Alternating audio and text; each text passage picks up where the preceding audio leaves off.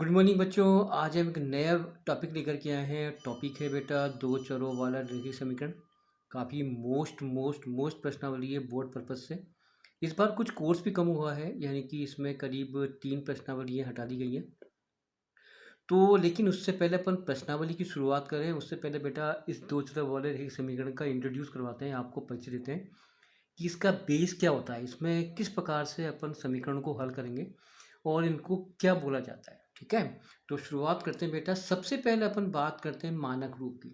मानक रूप बेटा एक ऐसा एक क्या कहते हैं उसको, एक संकेत है जिससे कि आपको ये पहचान होगी कि जो दो चर वाला समीकरण है वो किस रूप में आएगा, किस रूप में बनेगा। राइट, तो इसका जो मानक रूप है वो ये है बेटा a1x plus b1y plus c1 equal to 0। दूसरा है a2x plus b2y plus c2 equal to 0। ये बेटा इसका मानक रूप है। लेकिन अपन वापस ऊपर चलते हैं बेटा। देखो यहाँ पे लिखा है दो चर वाले रेख समीकरण। अब हम ये बताएंगे दो चर किसे कहते हैं। पहले तो अपन दो की बात करते हैं। तो बेटा देखो, एक चर तो ये रहा x और दूसरा चर रहा y, इसलिए इसको दो चर बोलते हैं, है ना।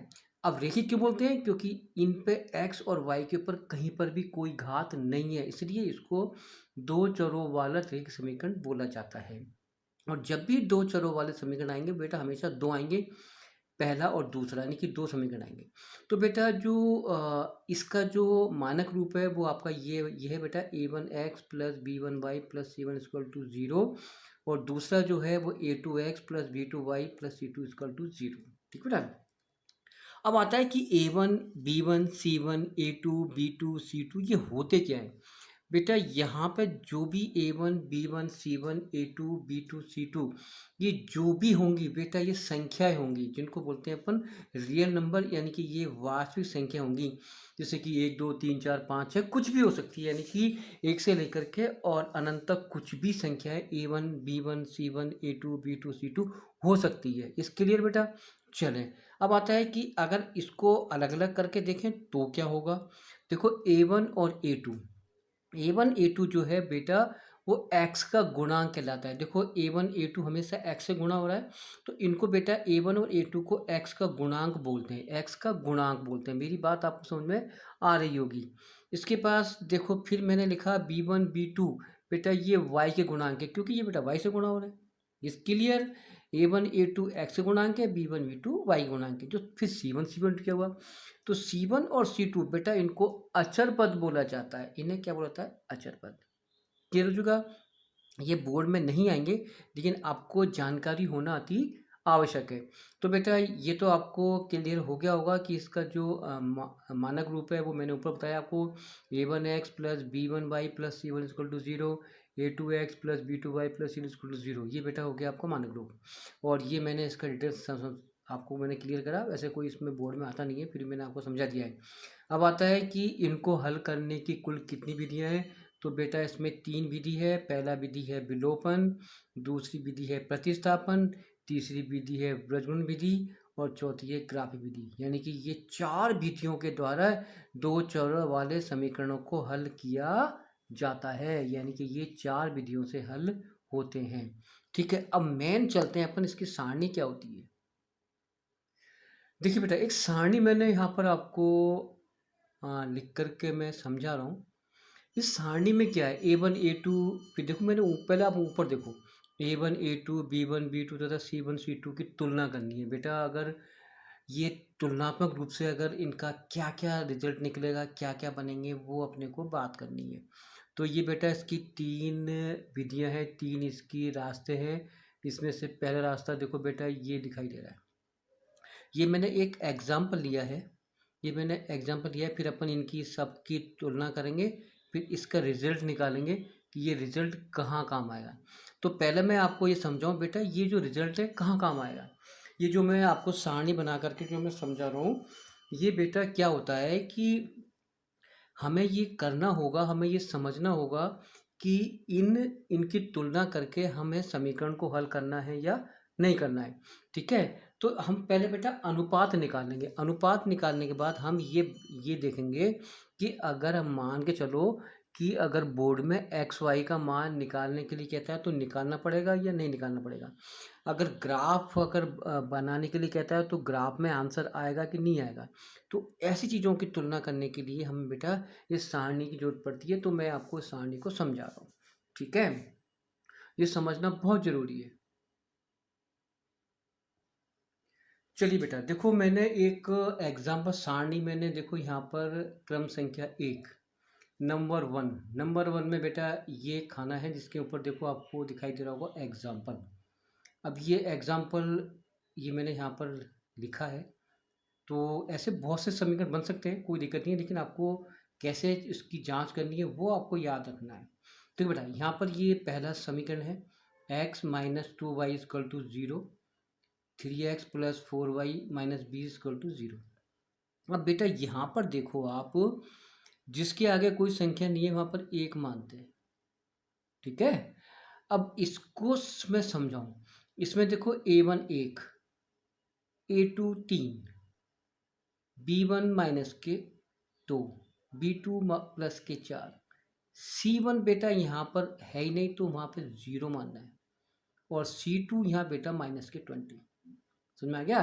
तो जब भी कभी दो चरों वाले समीकरण आएंगे तो बेटा ऐसे आपको उनकी पहचान करनी है। a1 क्योंकि x का गुणांक a1 1, b1 sorry a1 x, a2 कितने बेटा 3, b1 माइनस के 2, b2 प्लस के 4, c1 यहाँ पर है ही नहीं तो c1 यहाँ क्या मानेंगे 0, यहाँ पर c2 क्या है बेटा माइनस के 20।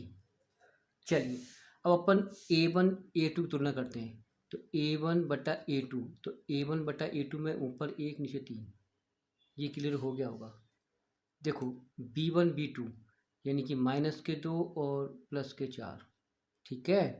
चलिए बेटा c1 c1 है आपका 0 और c2 है माइनस के 20।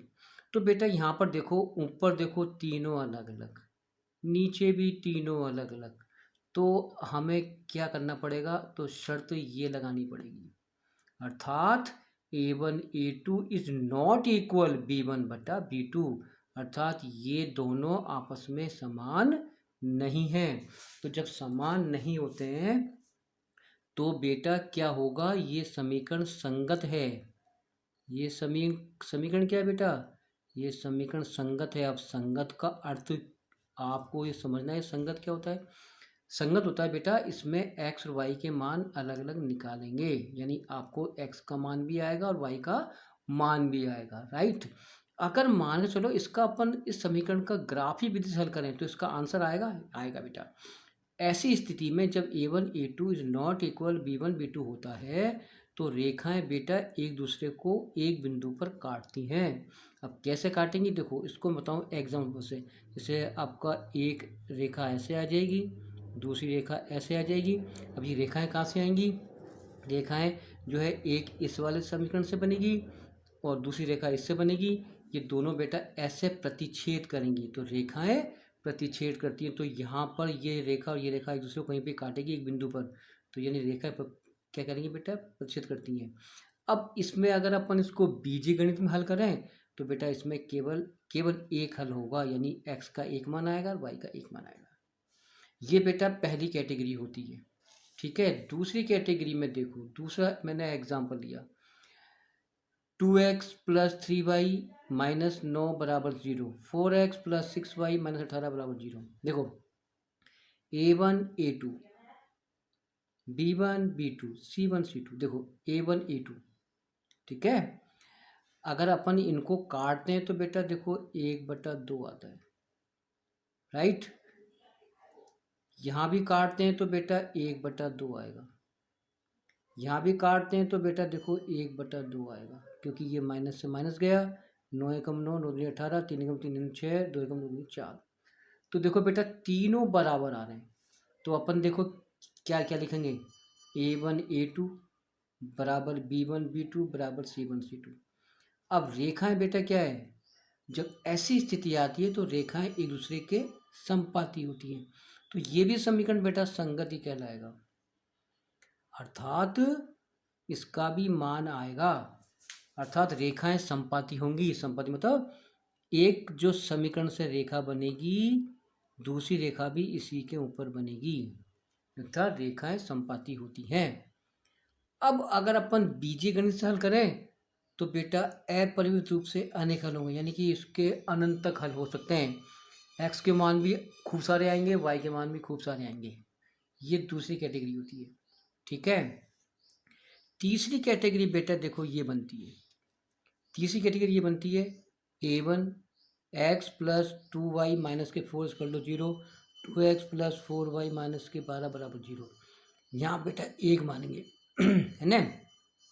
a1 एक, b1 a1 एक, a2 2, b1 एक, b2 4, c1 माइनस के 4, c1 माइनस के 12। हाँ तो देखो बेटा 1/2, 1/2, 2/4, 2/4, माइनस के 4/12। अगर अपन इनको काटें तो ये तो यूँ को यूँ आ जाएगा, ठीक है। ये काटेंगे तो ये भी बेटा 1/2 आएगा। यहाँ पर अगर काटते हैं तो यहाँ बेटा 1/3 आएगा। तो इसका अर्थ हो गया बेटा ये तो दोनों क्या है आपस में बराबर है, लेकिन ये इन दोनों के बराबर नहीं है। तो हम क्या लिखेंगे देखो a1 a2 बराबर b1/b2, ठीक है, इज नॉट इक्वल c1/c2, ठीक है। तो यहाँ पर जो समीकरण बनेगा वो बेटा असंगत बनेगा, अर्थात इसका कोई हल नहीं होगा, असंगत होगा, अर्थात कोई भी मान इसका नहीं निकलेगा, ना x का ना y का। तो रेखाएं क्या होती है बेटा, रेखाएं समांतर आएंगी, यानी एक रेखा ऐसे आएगी तो दूसरी रेखा ऐसे आएगी, यानी कि एक रेखा पहले समीकरण से, दूसरी रेखा दूसरे समीकरण से, दोनों एक दूसरे के समांतर होंगी। तो बेटा यहाँ पर अगर बीजीय गणित से हल करें तो इसका कोई आंसर नहीं होगा। अब ये सारणी तो मैंने आपको समझाई, लेकिन ये जब अपन सवाल हल करेंगे तब इस सारणी का बहुत सारा उपयोग होगा। तो आप इस सारणी को याद कर लो, आपके बहुत सारे काम आएगी। धन्यवाद।